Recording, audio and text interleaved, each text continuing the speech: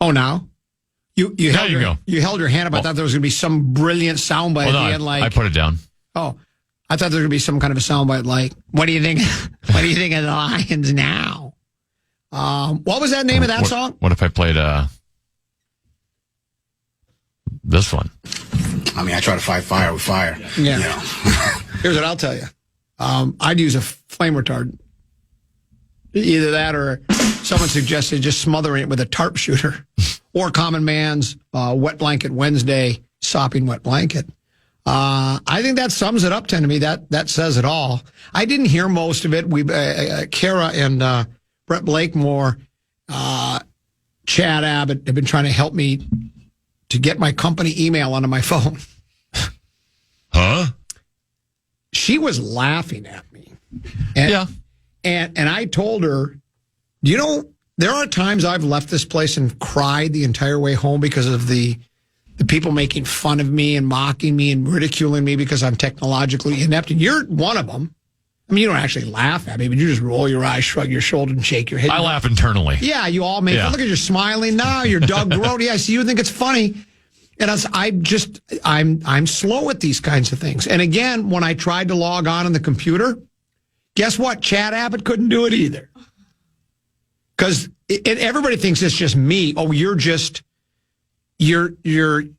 and I get it. I've got psychological issues. As a matter of fact, I think I need long-term psychiatric care. And even then, I think there's very little hope for me. But some of these technological things I just find really difficult to do. And in this case, it wasn't me. It was the computer.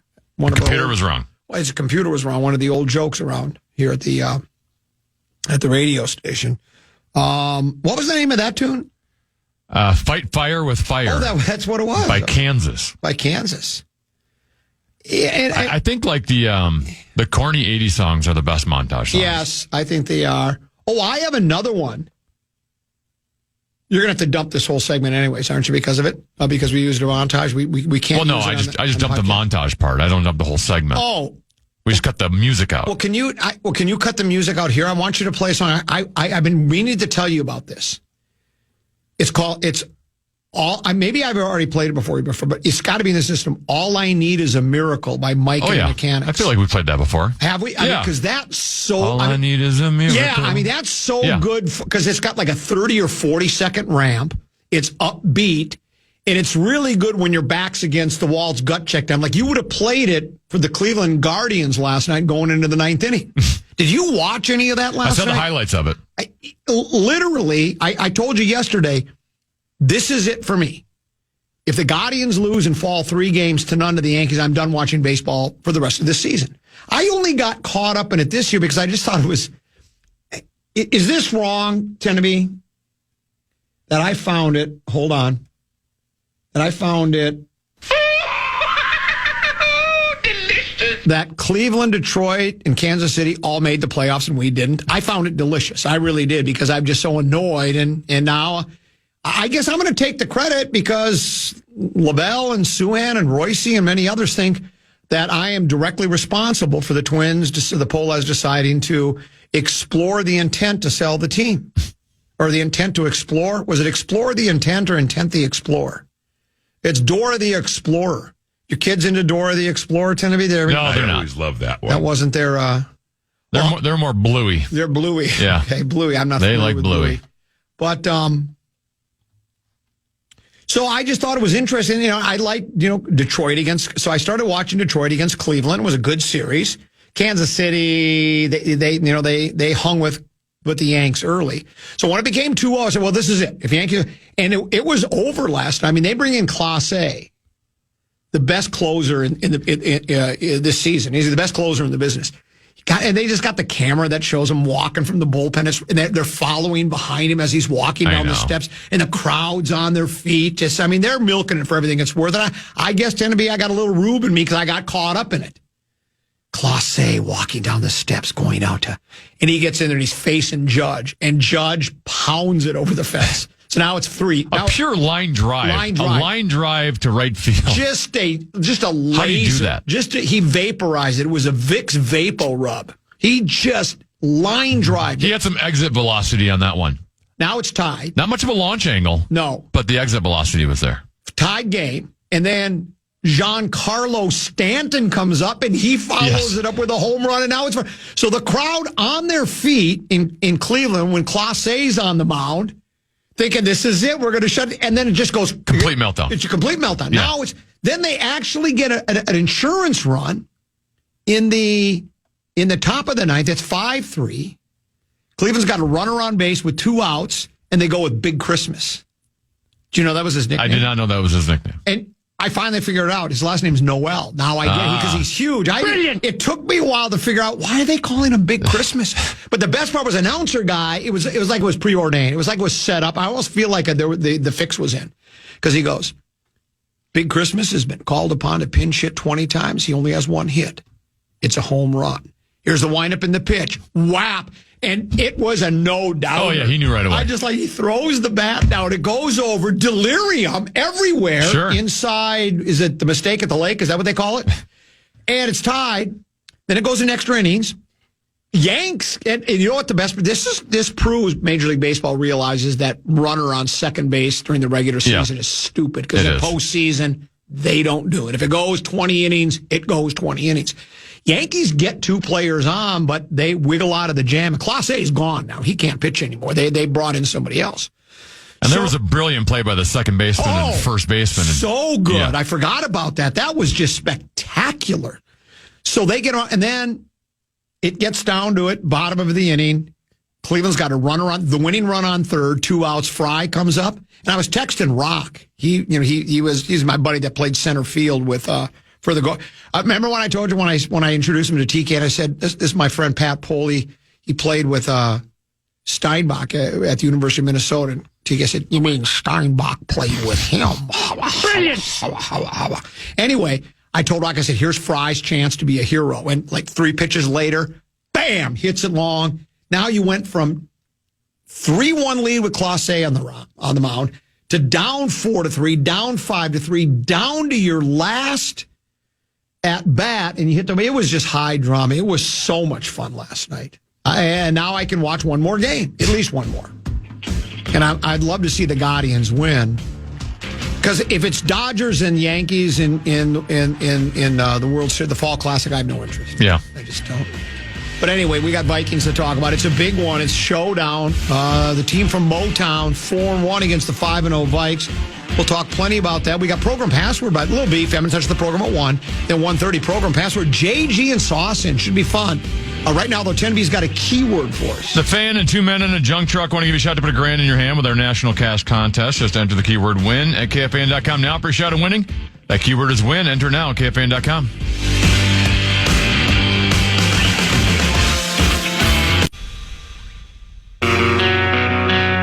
Metallica. 5-finger death punch. Let your voice be heard. Tune into Vikings Fan Line following every Vikings game, presented by Verizon. Listen in right here on KFAN and anywhere on the free iHeartRadio app. Double 13-14 Pass Common Man program. There's always somebody that's trying to box up the Common Man. Can you go ahead and play the Harry Houdini thing? We didn't play it yesterday, but I did get myself out of a box. But this is so good. Listen to this. Ladies and gentlemen, step right up and see the Harry Houdini of radio, Dan the Common Man Cole. Watch as he escapes being boxed in by listeners, celebrities, or even Tennessee. Step right up and watch in amazement. Oh, and this is amazing. This text message came into our Brad Sean Bryant KFAN text line. It says, funny how you're not interested in teams that have high payrolls, even though you're asking for the Twins to have a higher payroll. Kind of a fraud, don't you think? No. My utter disdain for any New York or Los Angeles-based team or Chicago is I don't like the big market because they get all, especially the coast, they get all the attention. Remember, we're flyover country. That's the little catchphrase we use here. Matter of fact, they think the San Francisco, Kansas City's not flyover country, but they like that game better than, Fox likes that game better than Minnesota, Detroit. Why? Because it's Minnesota. It's the middle of we're a barren wasteland. I think most of the rest of the country thinks we just have silos, barns, dirt roads. It's amazing. So no, I just don't like Los Angeles or New York based teams. I never have and never will. It has nothing to do with payroll. So that's pretty simple. I don't cheer for any of them. Yeah, I don't cheer for any. It has nothing to do. I mean, when I was a kid, I liked Broadway. I just liked Joe Namath. I cheered for the Jets because I liked Broadway Joe Namath. Plus, if you remember back then, the American Football League was the young upstart, and they didn't have the best players. The best players were going to the NFL. They were getting the cast-offs. And Joe Namath went to New York, and they beat Baltimore was an 18-point favorite in that game, the Colts. So I was rooting for New York then. I wouldn't do that now. So, no, you did not box me up. It has nothing to do with payroll. It has to do with I just don't like big cities. He's done it again. Yes, another amazing escape by the common man. I do appreciate it. I was out of pocket today. It's going to be a very sloppy 85 today at Prestwick at Wedgwood and Woodbury. Yeah, not even worth getting into. That's why we didn't. I didn't even want to take a chance on Wheel of Topic coming up on it. I know it doesn't happen often, but didn't really want to get into it. I'll try again tomorrow. Hawkinson is not going to play, right? We're pretty certain of that. It doesn't sound like he's going to. I wouldn't say certain. He has been limited in practice, but I think Ben Gessling said today or even yesterday that he'd be surprised if. How about A. Jones? Because I know he did practice yesterday. Practiced yesterday, but I don't think that guarantees anything. I still thought it was a major tell that they traded for Akers. Not that you couldn't trade for Akers without an injured running back, but it seems to me there was really no need to do that. If Jones, he's back, he's fine. It was just a hip, because now they think it might be hip bone attached to the thigh bone. They think it might be more of a hammy, right? Yep. So that becomes dicey, as we know. Hammies can be one of those injuries. Isn't that what JJ had last year? And how many games did he miss? Didn't he miss 7? Like 6, yeah. 6, 7. I think he missed 6 or 7 games with a hammy. So I'm not suggesting and hammy's one of those that can be recurring, yes. too. And so I'm not even trying to suggest that, well, it's a hammy, he ain't playing. But it just leads me to believe that it does. And, it's unfortunate we didn't sign Saquon Barkley and Derrick Henry, but that's okay. We have to play with the players that we have on the roster, and Cam Akers is now there. I don't know if you'd call Jones, let's say Jones doesn't play. We know Hutchinson's out for sure for Detroit. I don't know if you call that a fair trade. They play different positions. One's offense, one's defense. But I think Jones missing from Minnesota, if he doesn't play this Sunday, would you put that on the same level? Does that hurt the Vikings as much as Hutchinson not playing for Detroit? No. You don't think so? Oh, okay. No. I mean, Hutchinson's arguably the best player in the league at his position. Okay. The edge rusher position is more important than the running back position. So no, I would not compare those two in any way, shape, or form. But is Aaron Jones significant to the offense? The times he's been out, the offense has struggled. Whether that's just a coincidence or if there's something to it, I think there probably is something to it, just because, like I said yesterday, that Ty Chandler is also, he's been bad. It's not like when Aaron Jones is out, we're dropping to like an average level backup. Ty Chandler has not even played as an average level backup. So there is a drop there. 2 text messages. This one says, during PA Sports Update, guy said Jones is expected to play. I don't know which update that is, if that's that national one the iHeart one that we run during the 2 o'clock hour. This one says, can you tell Common if Jones was out long term, they wouldn't risk him on the practice field? I'm not talking about long term. I'm talking about just this Sunday. And I guess you could say if he was going to be out this Sunday, they wouldn't risk him to try to, they wouldn't say, well, let's play him this week and see how it goes along. There's also part of me that, and I don't think this is beneath NFL teams. You have Jones out there. So it's reported he was practicing. Detroit thinks Jones is going to play. Yeah. Sunday, he's out. Didn't that just recently happen with... Jordan Love, they did it a couple times with Green Bay. Right. And he ended up missing 2 games in which he was on the practice field for both of them. That's correct. So, that's what they do. And they act like it's, it's... Or even like Pittsburgh right now is not committing to which quarterback they're going to play. Are they really going to make a change, or are they just doing the... Oh, Russell Wilson's healthy. I guess you're going to have to plan for both of them because they're 2 different quarterbacks. Correct. They treat it as if it's if it's the German Panzer units trying to get into Moscow back in World War II. Like, this is really we got to really put the subterfuge up there. It's not a world war, but it is the National Football League tend to be, and so I understand why people take it seriously. Hold on. Just a tweet and video from Kevin Seifert. Aaron Jones once again on the practice field as he was on Monday and Thursday. His DNP on Wednesday was the Vikings' only full pads practice this week. He says game designations come later today. Okay, very good. We'll probably find out before the program's over. This one says... Common doesn't like big cities, but he loves Detroit. Detroit's smaller than Minneapolis. Detroit's not a big city. I was born there. That's different. What are people just trying to get me going? I mean, I shouldn't even have given Texter guy. That's who he calls himself. I shouldn't even have given him the light of day on that one. That has nothing to do with anything. Detroit. Now, there was a time back right after WW2 when the automotive, when it was Motown, man, when Detroit was is economically vibrant a city as there was maybe in the world when they started pumping out automobiles. But those days are gone forever. We should just let them go. What song is that from, Tennessee? Those days are gone forever. I should just let them go. But I can see your brown skin shining in the sun. You got your hair. Is it Boys of Summer? That's correct. That's right. That's right. That's right. So there you go. This one says... Ian Rappaport said earlier today, A. Jones is likely to play. Hawkinson's situation is murkier. Can you say that again? Murkier. Ebit. That's all, folks. And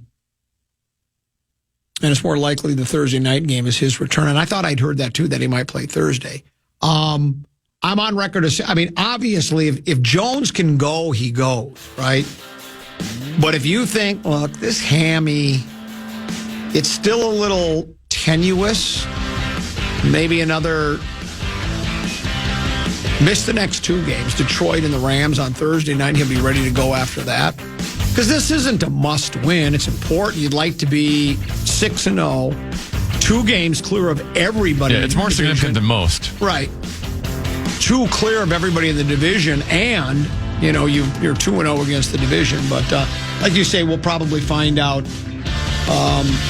more a little bit later. Let's take a break, come back. More controversial Vikings-Lions talk after this on The Fan.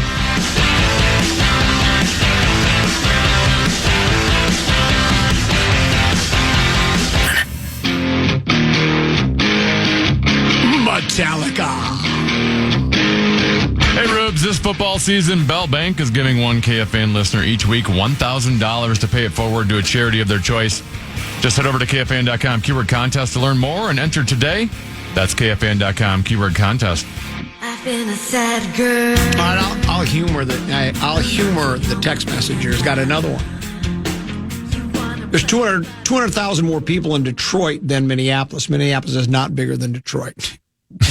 We're the Twin Cities of Minneapolis and St. Paul. The 2 are considered one market together. Technically, I guess, Minneapolis is smaller population-wise than Detroit. It's a metro area. Yeah, it's a metro area is what we're looking at. So, again, you're wrong again. Wouldn't you think these people would know that by now? They've lived in Minneapolis and St. Paul forever, and the text messenger doesn't even realize that they're always combined together. And then another one said, how about this? This is what I love. This one's even better. Detroit's the 26th biggest city. Minneapolis is 46th. Those are still small. We're talking about we're talking about number 1 New York, number 2 Los Angeles, and number 3 Chicago. This is 26. Those aren't big cities. Those are cow towns. Plus, Minneapolis, St. Paul, when you combine the two together, I think they're like 16, something like that. So let's stop with the nonsense. And like I said, you include suburbs too. You do include it's a metro area as well. It's a market. I do need to mention this. You know, we gave away tickets for Flop, Sweat, and Tears, and I'd forgotten that if you buy tickets for Flop, it's this Wednesday. Okay, we gave away tickets all last week. We gave some away on the morning show. We gave them away on the Common Man program here earlier this week and last week. And pair of tickets, it's going to be at Chart House. It's our first show of the season. Dinner included, right? It's a dinner show. But if you buy tickets to it, you also get a pair of tickets to any of their live tribute shows that run through April. They do 50 of them, like, you know, a Tom Petty show or just tribute bands, they old bands. So you get a pair of tickets of your choice. It's like a 2-for-1. I think they're trying to pop up sagging ticket sales. So if you buy a pair to Flop, Sweat, and Tears and you want to go see the Weezer tribute band, I don't know if they do a Weezer, but you would get a pair of tickets to see the Weezer tribute band as well. So you could just say, God, I wanted to get those Weezer ones, so I'll just buy the Common. We'll throw them on somebody's dashboard. I'll go to my neighbor's house, break his window, put the Flop, Sweat, and Tears tickets on the dashboard, and then I get the Weezer tribute band tickets. So it's like a twofer.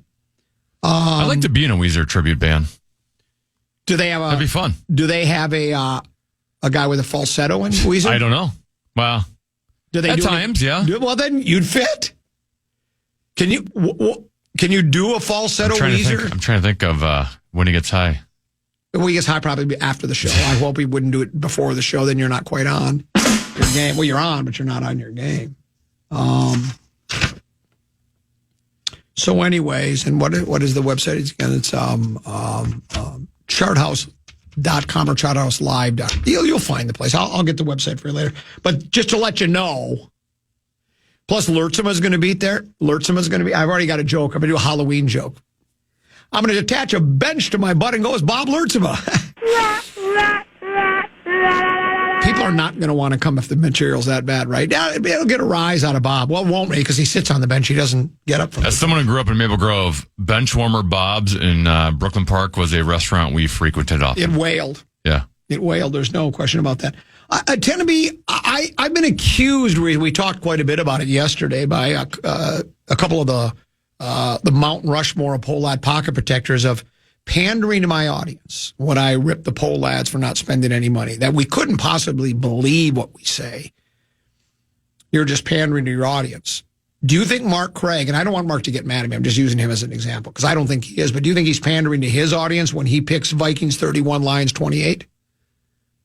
He could have picked the Lions to win, and do you think, like, he's going, I really think the Lions are going to win, but you know what? The readership that goes to Fish Wrap Factory, West Side Sports, most of them are Viking fans, so I want to pander. See, I don't think Mark Craig does it, because he's picked against the Vikings this year already. I think because he does a prediction thing. He's the NFL, right? Does a great job for does a hell of a job for the Fish Wrap Factory West Side, and he'll have select games. Right? He'll always do the Vikings game, but he'll do some other ones as well. As a matter of fact, he's got Packers beating Texans 24-19. His record versus the spread, his record is 14-7, 15-6. Vikings pick versus the spread 2-3/2-3, whatever that means. I don't even understand what that means. But you know what I'm saying? I don't think he's doing that. I don't think he's pandering. I think and I think, did you tell me this, or did somebody talk about when because usually all these NFL Network, ESPN, all these panel shows that you find on all the TV shows, they'll usually do a who do you got in this one? You know, they do it on the Fox TV pregame show. Whatever game, they'll have games and they'll have who are you taking and they'll pick. I would bet the Vikings are they still a 2-point favorite? Is that the line right now going into the game? Yesterday it was. As far as yesterday, I would think the Vikings, if you just polled, forget Viking fans and Lions fans, just polled football fans in general who they thought would win, I would think the Vikings would probably be would be the the pick of most people. Would you agree with that or not? I don't know if nationally people are buying into the Vikings yet, right? Like, you and I have watched every Vikings game. Your typical person who's not in this market maybe has seen them for a game, right? Or maybe a moments here, a game and a half here. They're not watching every Vikings game, right. So they still have the Sam Darnold stigma in the back of their mind of, here's a guy that couldn't do it in New York, couldn't do it in Carolina. Maybe they've just had some puck luck on the defensive side of the ball where they're forcing all these turnovers and getting pick sixes, right? Like, so I don't know if people are still all in on the Minnesota Vikings yet. I think it's more likely to happen here because we've seen them all 5 games and go, well, they beat some good teams and we're dominating some of them. Well, they barely trailed. To that point, Rand Ball today, Fish Rep Factory West Side, wrote a piece that says, and I did not read it yet, if Vikings are being disrespected, Lions game is a chance to silence remaining doubters. And I think this would do it nationally. I think it would, because the Lions, because of last season and because I think of Dan Campbell's personality with the bite in the kneecaps and the, if you're looking for the lines, you won't have to look far. We'll be out.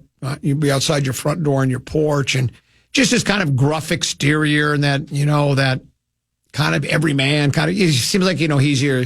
He could help you change your tire on the side of the road. He'd help you with a project over at your house, and with his, he's kind of an interesting guy because he comes across as like a super manly man. He's got the size, but he's also very emotional. Yes, like he's crying in post game speeches. Yes. Like he's your modern manly man. Yeah, and he's Dan Gamble Campbell. I think people are attracted to that. Let's go for it. It's 4th and 4 from our own 42, but guess what? I trust my offense. So I do think they're more of a darling, right? And I do think people enjoy teams. The Lions are a cute story now because everybody that follows the National Football League knows they've been a terrible team in a terrible city with terrible fans in a terrible stadium and terrible cheerleaders, terrible concessions, terrible parking. Everything about them has been pretty much gosh awful. I mean, again, you go back to 91, they went to the NFC Championship game. They've qualified for some wild card games, but they always lose. They've only won one playoff game until last season. They hadn't since 1957 when they won their last World Championship. Up until last year, they'd only won one playoff game since then. Playoff, and that was against Dallas back in their 91 NFC champ when they lost in the NFC Championship game to Washington the following week. So I think the average fan out there, they embrace Detroit. They're a cute little story, right? Because I've done that, right? Don't you? I mean, I think people like the underdog, and the Lions forever were underdogs. I like the Guardians to beat the Yankees. I like the smaller team, so I think the Vikings have that. Here's one 10 to me. ESPN.com fan matchup predictor. Fan matchup predictor. Lions 57%. Vikings 43%. Yeah. So maybe more people. Maybe we are getting disrespected. Just keep doubting them. Maybe we are getting disrespected. Another one says 58% of people are picking the Lions. So I don't know.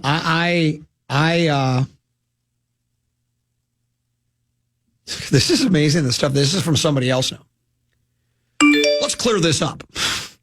Detroit is the number 14 media market. Twin Cities is 15 in media market size, so they're about the same. Now, I don't know where that... I didn't know it was going to be this controversial today, talking about market size.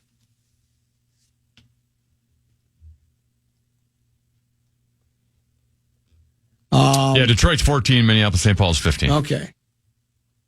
But wait.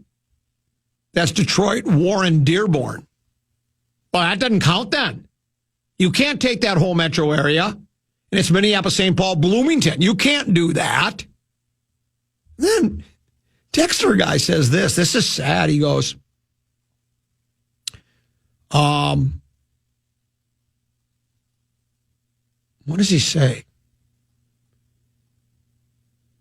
Nobody that's lived here their whole lives like me considers St. Paul a part of Minneapolis and vice versa. They are polar. People generally don't like each other. Huh? What's wrong with you? Well, he's got long-term psychiatric issues. He doesn't. He's from Minneapolis. I don't like people in St. Paul. Really? I'm a We Are the World guy. I like everybody from Minneapolis, St. Paul. I like the Twin Cities metro area. I've lived on both sides. They're both great. They're both equally great. I will say, like, if you're ever on, like, vacation and you meet, like, random people, and they go, where are you from? Where are you from? I always say, I'm from Minneapolis, St. Paul. Yeah. I'm from the Twin Cities. Yeah, Twin Cities. I don't ever pick one. Yeah. I usually tell them I'm from Tough Guy Town. They go, what do you mean? Noka Blaine, Coon Rapids. That's where I'm from. So, that's what I do. We talked about this earlier in the week too, Tenneby, and it's people are really have kind of picked up on it. Whereas, this is the first time through 6 weeks in a season that one division in the National Football League has 4 teams that have as impressive records as they do. The Vikings at 5-0, Kitties at 4-1, and Bears and Packers at both 4-2. No division, I think, at this point of the season has ever had 4 teams with that far over 500 combined. And it would be historic if all 4 teams made postseason play. Now, we're a long way from there, obviously. I mean, we're 6 games in, which is, it's about that's a little over a third of the way because it's 17 games. You get what I'm saying? Let's just say it's a third of the season. You're a third of the way through the season. So this is it's a little bit larger than a small sample size, but it's not a huge sample size. And, the injuries obviously come into play. Yeah. But it's reminiscent, and we just talked about in baseball, where we had 3 teams from one division, Guardians, Tigers, and the Royals all in postseason play. I don't think that happens very often either. I think of the 4 clubs, Chicago is still the one. You talk about, do you still doubt a team? And I'm not using the word disrespect the team, but I'm still not completely sold on Chicago. But I think there was that note we had. Has it been 10 games where they've given up 20 or less points, or is it 20 games at 10 or less? No, I think it's 10 games at 20 or less points. So their defense does seem to be fairly legitimate. They might not be the best in the league, but their defense is solid. And the Williams kid seems to get a little bit better at a time. So I think it'd be great if all 4 teams made postseason, well, except for Green Bay. And how about this? I don't like Green Bay. That's a small city. I'm confusing everybody now. Because generally, I like the small towns. I always loved. But when I was a kid, I didn't have the dislike for Green Bay that I did now. I did think it was cool. There is a quaintness to having a professional football team in a small little town. Because Green Bay's small. Yes. I don't think they have a 2-story building anywhere in town. I don't think there's a building over 2 stories tall. I think Lambeau Field is the tallest structure in Green Bay, Wisconsin. Now think about that. Green Bay Appleton is the 69th largest market. Yeah. Is there a smaller market with a pro team in town? I doubt it. Google smallest market with a pro team. It's got to be Green Bay. I can't. Yeah. Well, there was a time, this is how little I know about population and geography, Tenneby. There was a time when I thought, how does Columbus have a hockey team? The Columbus metropolitan area is like 12th or 13th largest in the country. I don't know why they don't have more than one professional team. How do they only have a hockey team in Columbus, Ohio, as big as they are? I got to think Green Bay is the smallest market. Columbus is 33. Oh, they 33? Yeah. Well, then... Where'd you get that info? I saw it somewhere. I read it once. When I was in Columbus, when I dropped Deuce off, I read it somewhere. After Green Bay, it's the Buffalo Bills, or I guess Buffalo Sabres as well. Oh, those are just NFL. Those are small NFL teams. Market. I don't believe it. I'm getting a lot of misinformation, disinformation.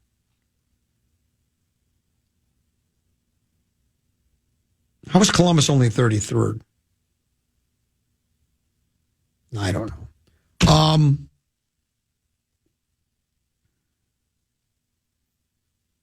Is tonight Game 5 for the WNBA? Right, they're going to be over at Game 4. Oh, Game 4. I meant over at Bullseye tonight. Apparently, we have an injury issue with. I'm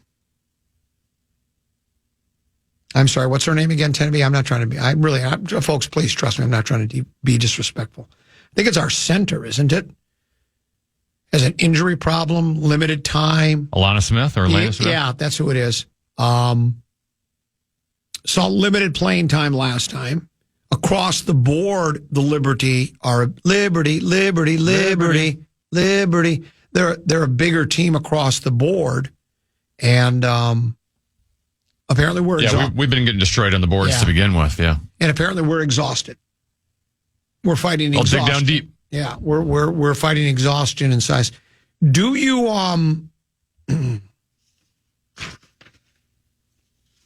I know this is the opposite of pandering to my audience. I think the Liberty are going to win, but I think it's going to be in 5. I think the team is going to find a way. You know what? I'm going to pander to the audience. I think we win tonight and we go to New York. We celebrate on their home court in the Parquet at Madison Square Garden. I think we find a way to win this one, but I do think New York, and this is just going from talking to people and reading things, right? This has nothing to do with because I got to admit I haven't paid real close attention to the WNBA this year as I have in the past, and but I just kind of think New York seems to be a little deeper. And as we talked about size, the whole thing, I just think we're in a bit of trouble. Lynx need to be very efficient from the 3-point line because they're not gonna win the battle of the paint. They're not gonna win the rebounding. You know, at the end of the game, they're not gonna have more rebounds than the Liberty. So, all the turnovers and the steals and the 3-point efficiency is where they need to be strong at tonight. Right, exactly. And hopefully that's what we'll do. Your Wild Club plays again tomorrow night. They're in the 33rd biggest market in the United States, Columbus, Ohio. They got the Blue Jays. Baby Brother Peter should go. You should go check it out. I told you there was a time where they were hockey fans. I was one of, Royce. He always, I love Patrick. What he would write about the Wild, he was always talking about. And then those Woodbury families of 4 packing the XL Energy, basically saying only people in Woodbury would go to the hockey games because it's so close, right? We were one of those Woodbury families. I told you I always tried to avoid, what's the name of the place that sells all the souvenirs? The Hockey Lodge? Oh, the Hockey Lodge. Yeah. That's where my boys want to go nonstop. I tried to avoid the Hockey Lodge, but we never could avoid it. And they basically wanted... Pay $40 for something you're going to use once and then never use it again? Yeah, well, what they wanted was, we want to get every hockey puck with every team's logo on it. All right. Well, I don't mind that. Those are at least a little cheaper. No, I know, but still, it's like you got to buy 30 of them then. And then they want other stuff too. That's not the only thing they want. But we want to get all the hockey pucks. I think I got up to like 8 or 9 of them before we finally stopped going to games. But but I don't. He's not into it now? He's all into the Ohio State football team. As a matter of fact, it was funny. He's watching the game last week against Oregon, right? And he was all confident, cocky. And then, this is what he said to me. You'll love this. I got to read you this text. This one is so good regarding the game. I said to him, I said, they lost, so I texted them, sorry, loser. And he says, all good, not even mad we lost. We aren't good enough to go undefeated. We'll probably play Oregon at some point down the line, and it's hard to beat a team like that twice. Then he went and said, or 3 times. Because he gets the feeling that it's possible we'll play him in the Big Ten, Ohio State will play him in the Big Ten championship. And then in the national. Oh my gosh! Above average at that. Let me ask you a question. Mm-hmm. You understand? It's a 12-team playoff this year. Right? Yeah. Let's say Ohio State goes undefeated, and the national championship is Oregon against Ohio State, or the Big Ten championship. Yeah. Okay. If Oregon were to win again, does Ohio State not get an invitation, or does it depend upon records of other teams? If 12 teams are getting invited, I would guess who's ever second in the Big Ten championship is getting invited this year. Maybe 3 teams from the Big Ten get invited. Yeah, I guess. That was always my argument, and we're coming from the University of Minnesota market. Like when they have the playoff at 2 teams or even 4 teams, we know every year going into the season that the Gophers will never be in that Final Four. There is a small chance,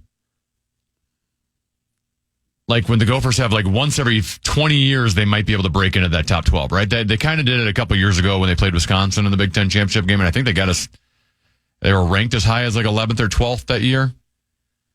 At least there's now a sliver of hope, like the Gophers could somehow get into the college football playoff because there's 12 teams. Not necessarily this year, but in future years.